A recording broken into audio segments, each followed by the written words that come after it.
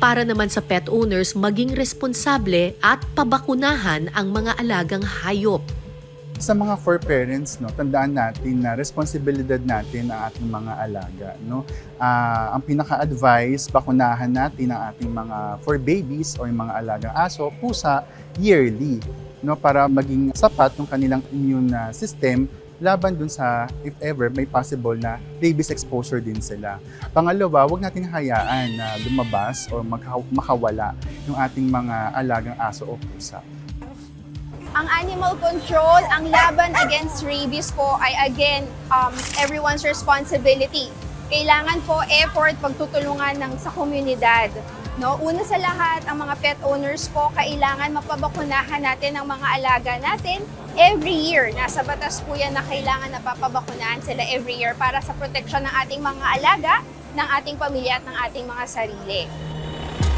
Sa tala ng Department of Health mula Enero hanggang Setyembre ngayong taon, mahigit 300 tao na ang na-infect at namatay dahil sa rabies. Karamihan mula sa kagat ng aso. Mas mataas ito kumpara sa mga naitalang kaso noong nakaraang taon. Kabilang ang Pilipinas sa mga bansa kung saan public health concern ang rabies. Sa San Lazaro Hospital, being the biggest animal bite center, sapat naman yung supply ng ating bakuna laban sa rabies. Siguro nung makamakailan, nung nagdagsa talaga yung ating mga pasyente nagpapabakuna, may mga pagkukulang. Pero nagkakaroon kami ng mga emergency purchase. No? So talagang napupunan, nasusupplyan talaga. Dahil sa tumataas na bilang ng rabies infection sa bansa, isa sa mga hakbang na nakikita ng pamahalaan ang dog population management o pagkontrol sa pagdami ng stray cats and stray dogs. Aabot kasi sa 12 milyong aso at pusa ang paggala-gala sa Pilipinas. Ayon sa Republic Act 9482 o ang Anti-Rabies Act of 2007, responsibilidad ng lokal na pamahalaan ang pagkontrol sa stray animals upang maiwasan ang pagkalat ng rabies. Sa Barangay Payatas, Quezon City, may sarili silang staging area para ilagay ang mga nahuhuli nilang stray dogs.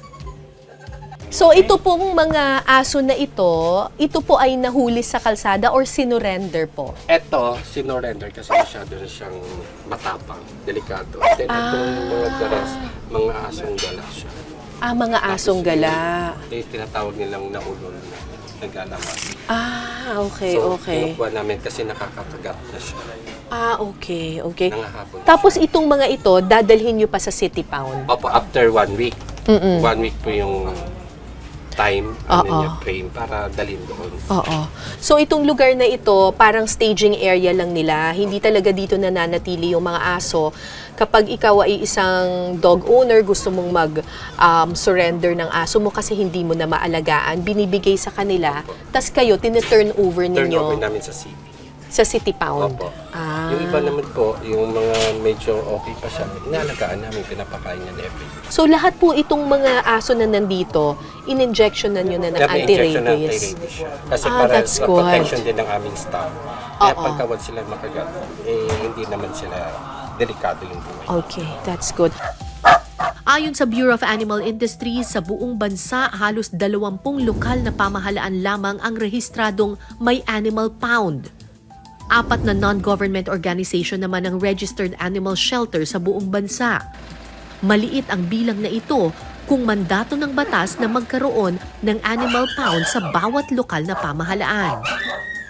If babasahin natin yung batas, wala rin naman kasing sanksyon pag wala silang city pounds. So kaya hindi ganun kadami. Merong city pounds, medyo madami-dami din yung mga city pounds na hindi pa registered sa amin. Pinakamadalas kasi na problema is yung prioritization ng mga LCEs pagdating sa budget. Lalo na for some LGUs na merong problema on yung ating mga trans-animal boundary diseases, ASF, bird flu. We are also trying to update policies. So at the moment, our target is still aligned with the revised na ASEAN target na zero rabies by 2030. Isang linggo lang karaniwang nagtatagal ang mga aso sa staging area ng Barangay Payatas. Kung walang kukuhang may-ari, dadalhin sila sa Quezon City Pound.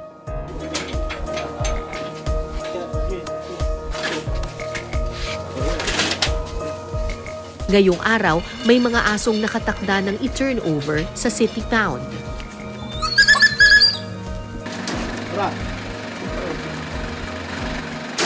So sir, ano po itong hawak po ninyo dito?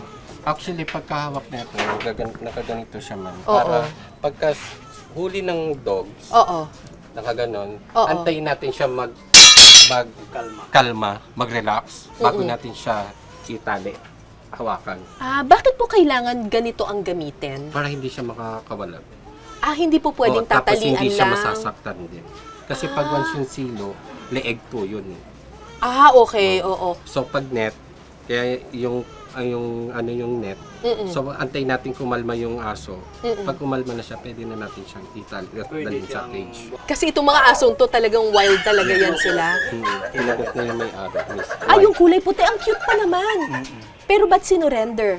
Dahil nga po, dahil nangangagat nga sa Kinagat niya na yung may-ari. Kinagat na niya yung amo niya, yung may-ari. So maaaring medyo maamo silang tingnan ngayon. Pero itong mga asong ito, sinurrender na ng kanilang mga owners kasi nangangagat na talaga. Ito surrender din. Ang ganda pa naman, oh. Itong asong ito, hindi naman siya talaga stray dog. Pero ang kwento nung may-ari ay nangagat na daw kasi ito. Hindi na nila maalagaan. Mukhang maamo naman, oh. Okay.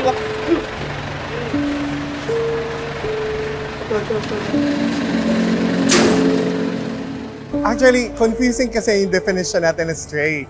So, problema natin ang roaming. Kasi based dun sa studies na ginawa natin in 2017, wala tayong stray. Instead, meron siyang may-ari, but a certain time of the day, hinahayaang gumala sa kalye. So they're owned but roaming. So yes po, sobrang laking problema yan. There are also a big risk of acquiring rabies kasi hindi natin alam sino yung makakasalamuhan nila sa kalye. Bawat isa sa mga asong ito ay dadalhin ngayon sa City Pound. Bawat isa sa mga asong ito ay na-injection na nila ng anti-rabies. So, ang gagawin nila ngayon sa City Pound, dun sila ilalagak. And hopefully, kapag merong gustong mag-ampon ng aso, ang cute pa naman nito, oh. Sana makahanap sila ng bagong pamilya.